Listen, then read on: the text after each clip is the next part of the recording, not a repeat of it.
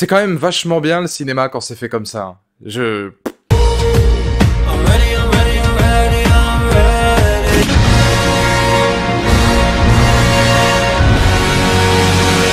Bonjour à toutes et à tous, c'est Valou et bienvenue pour cette toute nouvelle vidéo, cette toute nouvelle critique, la critique du mois de mars. Il y avait vraiment un suspense insoutenable. Quel film allais-je donc critiquer, sachant que sur Twitter, je vous pollue avec The Batman depuis, facilement 5 ou 6 mois. Donc forcément, effectivement, on se retrouve aujourd'hui pour le dernier Matt Reeves de Batman, l'un des films les plus attendus de l'année. Probablement le film que j'attends le plus avec Jurassic World Dominion, c'est dire, parce que Jurassic World, je vous bassine souvent avec quand même. Un film donc de Matt Reeves avec, entre autres, Robert Pattinson dans le rôle de Bruce Wayne aka Batman, Zoe Kravitz dans le rôle de Catwoman, j'en passe et des John Turturro, Colin Farrell, Paul Dano, beaucoup, Jeffrey Wright aussi, énormément, Peter Sarsgaard que j'adore. Un casting 5 étoiles pour un film à la production très particulière, parce que là on va pas parler de semaines ou mois, mais on va même parler d'années, dans le sens où je ne vous apprendrai rien, effectivement, The Batman était prévu originellement, il y a de ça très longtemps, par Ben Affleck dans le DC Extended Universe, à l'époque où on croyait encore plus ou moins au DC Extended Universe. Peu à peu, les choses se sont envenimées, Ben Affleck a quitté le projet à la réalisation, puis carrément en tant qu'acteur. Cet opus-là, donc, était intégralement récupéré par Monsieur Matt Reeves avec Robert Pattinson dans un tout nouveau concept, un polar, thriller labellisé par EMC Theaters comme un EMC Artisan Film, à savoir film d'auteur qualifié par EMC comme chef-d'œuvre exceptionnel digne de figurer dans son musée filmique. Rappelons que Joker avait également bénéficié de ce saut, de quoi faire plaisir au plus grand nombre, et donc un film d'art à part entière. On verra d'ailleurs que c'est très intéressant de voir que The Batman oscille énormément du côté de David Fincher, là où il y avait quand même pas mal de Martin Scorsese du côté de Joker, on voit très rapidement les références. Il y avait une attente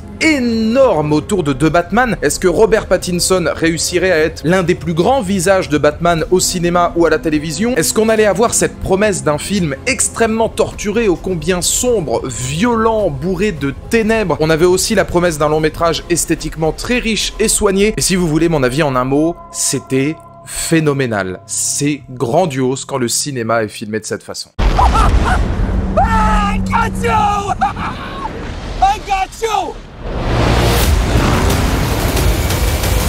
Et la première chose, effectivement, sur laquelle je voudrais revenir, c'est ce côté enquête. On a un film où, dès l'origine du propos, Matt Reeves voulait revenir sur ce fameux Year 2, c'est-à-dire 2 années d'expérience pour Bruce Wayne en tant que Batman uniquement, dans un film qui reviendrait à l'origine, finalement, de ce qu'est Batman, l'un des plus grands détectives de tous les temps, un film d'enquête. Et c'est exactement ce qu'on retrouve tout au long des 3 heures du cinéma de Matt Reeves, où loin des mythes et des thèmes régulièrement abordés dans le monde du super-héros, il installe ici son œuvre comme un polar, mêlant esthétique gothique à film noir, où cette investigation sera le regard de Batman sur un Gotham vraiment corrompu, véreux, où l'on porte vraiment un œil sur les bas-fonds d'une ville en perdition et qui s'auto-dévore. On sent que ce retour aux sources pour le justicier permet à Reeves de construire des personnages. Au détour de cette enquête, c'est exactement ce qu'on aura avec Riddler, l'homme mystère, avec Batman et Catwoman notamment à travers leurs relations, mais aussi avec certains personnages, notamment comme le Pingouin, dont on sait effectivement qu'il aura droit à sa série HBO par la suite. Et qui dit forcément film d'enquête, d'investigation,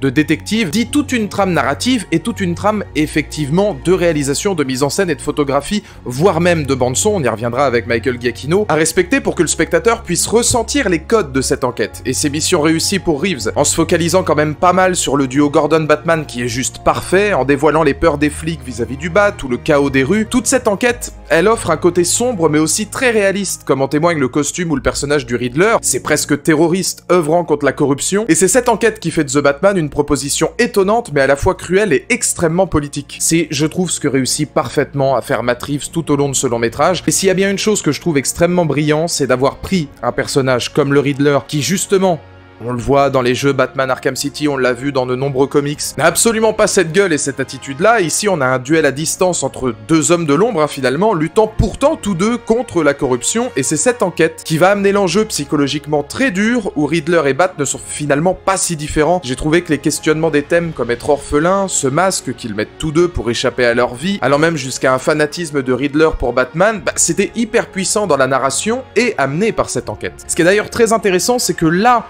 où on a un côté extrêmement réaliste qui va se mêler à quelque chose de plus sombre et qui va parfois se rapprocher du cinéma d'horreur, genre filmique que Reeves épouse notamment dès sa séquence d'ouverture, je crois. Une chose à savoir, c'est qu'il aura d'ailleurs l'art de magnifier chaque première apparition de ses personnages. Dans le cas de Batman, par exemple, la peur c'est son outil, sa première apparition est une montée constante de la tension, ça dure sur presque une dizaine de minutes, c'est génial. Reeves filme Pattinson comme un animal jouant avec l'obscurité, l'ombre, la peur, et c'est putain de brillant. Et pour le Riddler, c'est pareil, bien loin du comics, la prestation de Paul Dano est terrifiante. Et tout est tellement focalisé autour de Batman que le mind game psychologique que va justement avoir le Riddler, c'est de proposer à Bruce Wayne l'énigme absolue. Est-ce que finalement tu n'es pas plus toi-même en tant que Batman qu'en tant que Bruce Wayne? Mais ça on y reviendra dans la partie des personnages. Et prendre justement un personnage comme le Riddler et de naviguer autour de quelque chose d'excessivement violent. La violence n'est pas forcément physique, la violence n'est pas forcément visuelle, mais elle est extrêmement psychologique, et notamment dans tous les jeux que va proposer le Riddler, ce qui fait parfois penser à des films d'horreur, notamment Saw. Il y a toute une séquence avec Peter Sarsgaard notamment, je dirais rien de plus pour éviter les spoils, qui est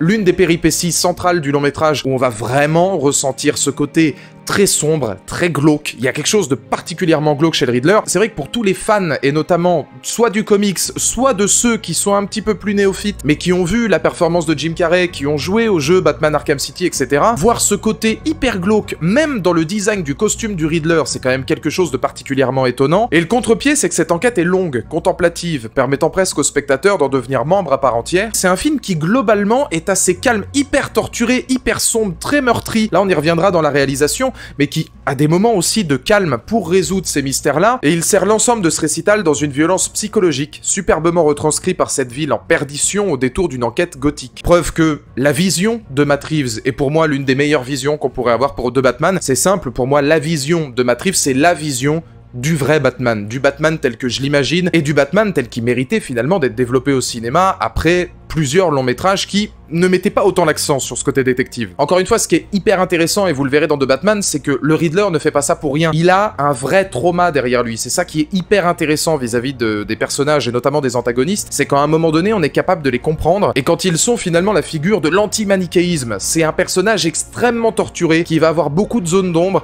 et qui va même se rapprocher, et ça c'est hyper intéressant, de Bruce Wayne, de Batman, dans ses forces, dans ses faiblesses, dans son intelligence, et on sent que, et c'est vraiment la première fois que je vois ça, hors Joker. On a toujours su qu'il y avait une alchimie quasi parfaite entre le Joker et Batman, ce côté un petit peu meilleur ennemi qui peut parfois virer à une certaine forme de respect. On va pas aussi loin dans The Batman vis-à-vis du Riddler, mais il y a vraiment quelque chose qui lie les deux personnages, et j'ai trouvé que vraiment la mise en scène rendait particulièrement hommage à ce côté détective-là. C'était une grande réussite là-dessus. I got you! I got you! Mais là où la réussite est aussi immense, c'est dans la réalisation de Matt Reeves, et je pense que finalement c'est le point sur lequel on sera tous d'accord. C'est un film ô combien torturé, ô combien glauque, sinistre et sordide. Ça faisait vraiment longtemps que j'attendais de voir un Batman aussi sombre, où il n'y a pas une once d'humour, où il n'y a pas une once de second degré. Dans ce côté presque film noir, il y a un côté un peu film noir, un côté un petit peu thriller, où tout n'est finalement qu'un Gotham meurtri. J'en parlais tout à l'heure, mais dans la façon qu'a Matt Reeves de filmer Gotham, on sent vraiment un souci du détail énorme, quasi intégralement de nuit, le côté gothique dans les costumes, dans les décors aussi anciens que poussiéreux. Il n'y a aucune échappatoire dans cette ville qui rappelle énormément celle de The Crow, photographie chaude et lugubre, aspect de vengeance omniprésent pour les personnages, ténèbres du protagoniste reflétant dans la ville, etc. Même le générique est écrit en lettres rouges. Il y a ce côté ocre de la vengeance, de quelqu'un qui se considère justement comme la vengeance. Ce qui est d'ailleurs drôle dans le souci du détail, c'est que tous les personnages autour de lui ne l'appellent pas Batman, mais Vengeance. Comme s'il se présentait presque que comme ça, et ça en dit long sur la torture du personnage, que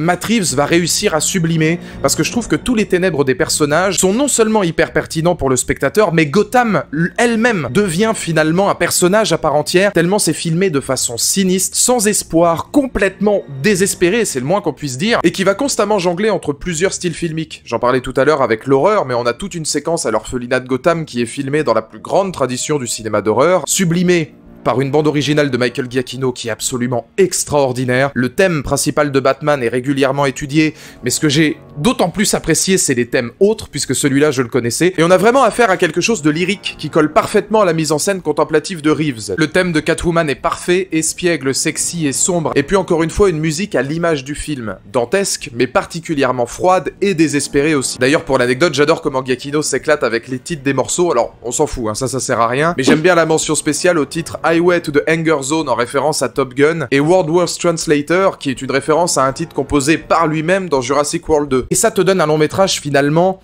à la limite entre par moments le contemplatif et le dantesque, absolument exceptionnel. Il faut savoir par exemple que le film reprend la même technologie que le Mandalorian, c'est-à-dire qu'au lieu de filmer sur des fonds verts, il y a de nombreuses séquences qui sont filmées devant des écrans LED, ce qui permet d'avoir d'autant plus cet aspect photographique qui a permis aux acteurs de beaucoup plus rentrer dans le personnage. C'est vrai que de filmer devant un fond vert c'est cool, mais on n'a pas l'impression de voir ce qui se passe, notamment sur des séquences entre Jeffrey Wright et Robert Pattinson, ou entre Robert Pattinson et Zoe Kravitz. Il y a beaucoup de séquences où on va voir Gotham à perte de vue, alors qu'on est justement en train d'écouter des discussions entre les deux personnages qui sont filmés autour de LED. Je trouve que ça offre une vraie plus-value technologique, parce qu'on est véritablement pris dans cette fresque, finalement, dans cette espèce de peinture en mouvement. Et puis, l'un des autres points extrêmement positifs, c'est qu'il n'y a quasiment aucun effet visuel. Même dans les courses-poursuites en voiture, et Dieu sait que la séquence de la Batmobile est magnifiée dès ses prémices, vous verrez cette montée de la tension comme si la Batmobile était elle aussi un animal qui sortait de l'obscurité avec le rugissement du moteur, le regard apeuré du pingouin au moment de la découvrir. En fait, à l'image de tous les personnages, finalement, sa première apparition est extrêmement sacralisée dans l'ombre. On voit vraiment qu'il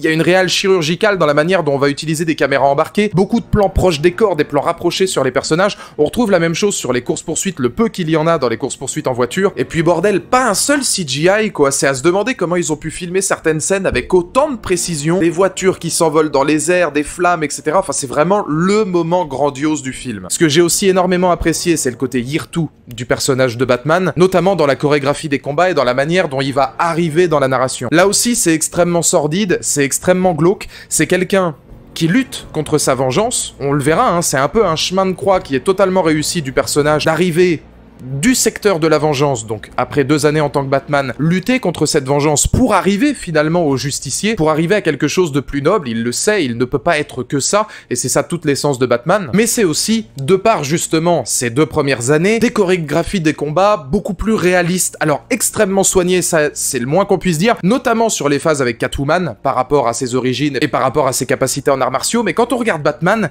c'est beaucoup plus violent, c'est extrêmement violent, c'est du direct. Moi, j'ai été fasciné par la capacité que va avoir Batman à avoir un zèle pour aller au combat directement et ne pas passer par de la furtivité ou des phases aériennes, des gadgets, etc. On sent que c'est un esprit de vengeance qui n'hésite pas à se montrer presque au grand jour. On le voit notamment vis-à-vis de son costume, on sent que Matt Reeves, il a vraiment fait l'effort pour que les pas du personnage soient lourds, pour que le costume soit lourd, afin de montrer qu'il est encore jeune dans le milieu et presque désorganisé. On le voit sur une séquence où il tente de planer mais c'est très brouillon, il prend beaucoup de notes, tente de s'améliorer. Je trouve ça génial dans la réalisation de ne pas avoir oublié qu'il est encore rookie en tant que Batman. Même dans la chorégraphie des combats, ce que j'ai trouvé génial, c'est qu'elle est imparfaite. Et c'est une superbe imperfection, parce que ça colle parfaitement au personnage. La promesse de Matt Reeves d'un film sombre, torturé, par moments glauque, avec une photographie, une profondeur de champ, une manière de filmer Gotham absolument superbe. Et puis quand le mec commence son film avec un plan séquence, ça donne quand même déjà le ton. D'ailleurs, je terminerai là-dessus. On en avait vu quelques plans dans les bandes annonces, mais dès qu'il peut jouer avec la lumière, les couleurs et l'obscurité, Reeves est un pur maestro. Que l'on parle d'un plan séquence où le cadre n'est éclairé qu'avec les balles d'une fusillade ou du prisme rougeâtre d'un fumigène illuminant Batman en plan large.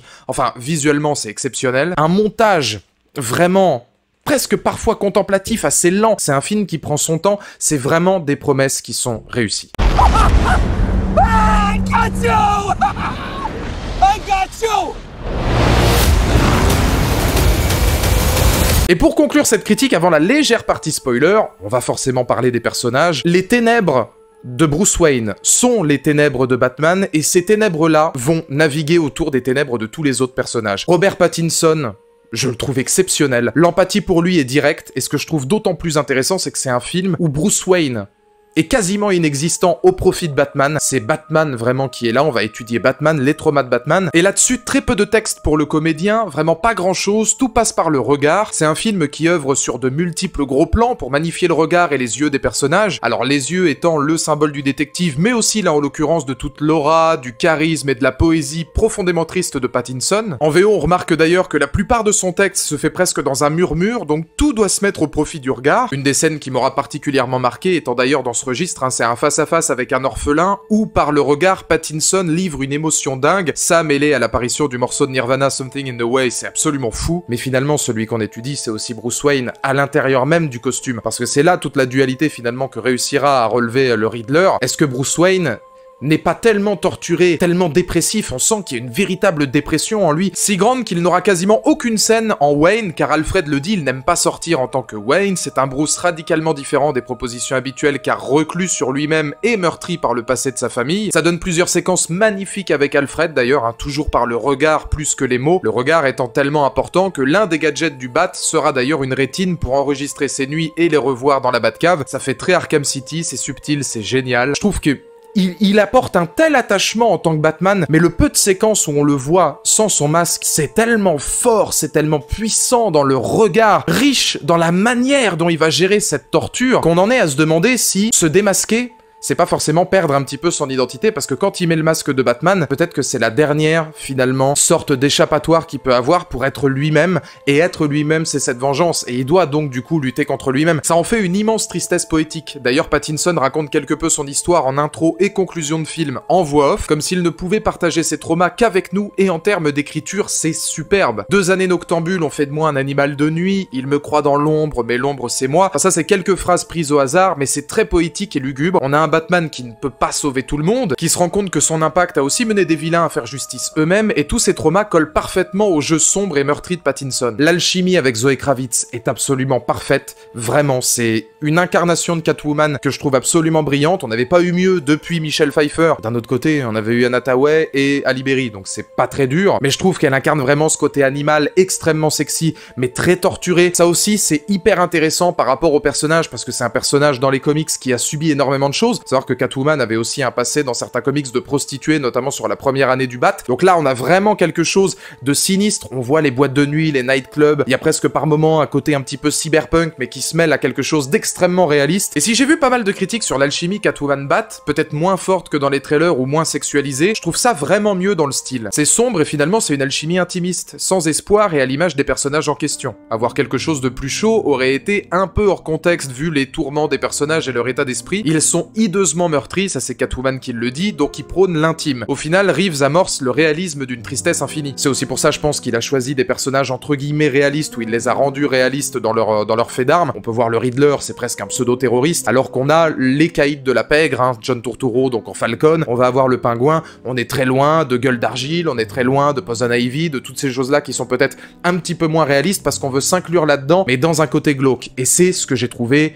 hyper riche, en fait, c'est hyper fascinant. L'alchimie est innée avec tous les protagonistes, même avec ceux que j'attendais peut-être un peu moins, où j'avais plus de réserves, notamment Jeffrey Wright en tant que Gordon. Il y a énormément de scènes d'enquête qui vont graviter autour de ces deux personnages que j'ai trouvé tout simplement brillantes, parce que c'est ce qu'on attend aussi de Batman, c'est cette alchimie avec Gordon qui est son seul bras armé finalement dans l'univers de la police. Chaque apparition là-dessus d'ailleurs du Bat fascine parce qu'on voit à travers les yeux des antagonistes mais aussi des flics non véreux. On a tendance parfois à le considérer comme une menace ou en tout cas qu'on le redoute, qu'on en a peur parce que c'est pas encore le Batman qu'on connaît et c'est ça qui est hyper intelligent. Et puis mention spéciale obligatoire puisque je suis allé le voir plusieurs fois donc je peux en témoigner à Paul Dano qui est hallucinant de folie, d'une aura ultra violente. Enfin vraiment là c'est la némésis absolue de Bruce Wayne. On a limite l'impression de voir un peu des destins similaires où finalement lui il a échoué là où Bruce Wayne a quand même relativement réussi à essayer de gérer la justice. Mais il y a quelque chose d'extrêmement fort qui passe au travers de Paul Dano. Mention spéciale à la scène à Arkham qu'on avait vu dans le trailer. C'est beaucoup trop fort en termes d'acting des deux côtés et je conclurai en disant également un immense merci aux comédiens sur le doublage du film. J'ai pu le voir en VO et en VF et tous délivrent prestations folles en français. Boris Rélinger nous faisant limite du pétieux en pingouin, c'est cultissime. Colin Farrell, il est génial et j'ai hâte de le voir justement dans sa série parce que lui,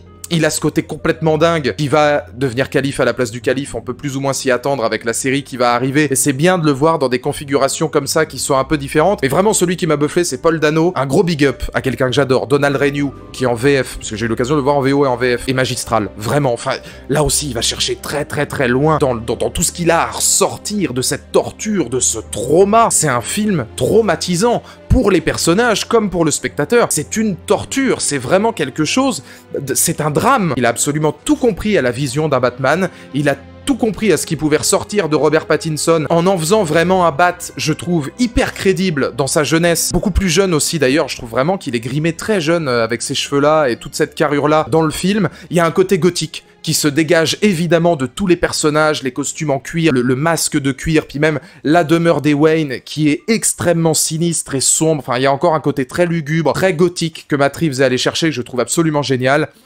Que dire de plus ? I got you! I got you! Bah que dire de plus ? Ce sera les spoilers, et là, évidemment, on va spoiler très peu de choses. Je soulignerai juste la scène finale au Gotham Square Garden, qui est une leçon de cinéma, alors à la fois visuelle, dans sa réal, mais surtout dans le fond. On est face à un Batman qui perd son enquête et son duel, finalement, face au Riddler, malgré son arrestation, ce qui remet en question le personnage, etc. Et putain, c'est fort. Voir Gotham sous l'eau, j'ai trouvé ça complètement dingue. Le fait de décrire Alfred plus comme un protecteur ayant d'ailleurs une majordome, parler de son passé d'agent du cirque et offrir une relecture de l'héritage Wayne, c'est très fort et subtil émotionnellement, surtout que c'est encore une fois au service de l'enquête. Je pense que le film aurait gagné peut-être à être un chouïa plus violent physiquement, mais d'un autre côté, la violence est tellement psychologique et elle est tellement dans le non-dit que je pense que c'est un parti pris qui est hyper intéressant. Certains seront peut-être un petit peu pris de court, mais je trouve que c'est tellement plus intelligent et tellement plus riche de le faire comme ça, surtout quand c'est sublimé par cette BO. Le seul bémol, c'est pour vous dire, et il y en a pas beaucoup, que j'aurais à transmettre, c'est qu'à la fin du long métrage, on voit donc Paul Dano, le Riddler, en prison, et quelqu'un nous parle d'un clown, quelqu'un a un rire un petit peu bizarre, il demande un ami, etc.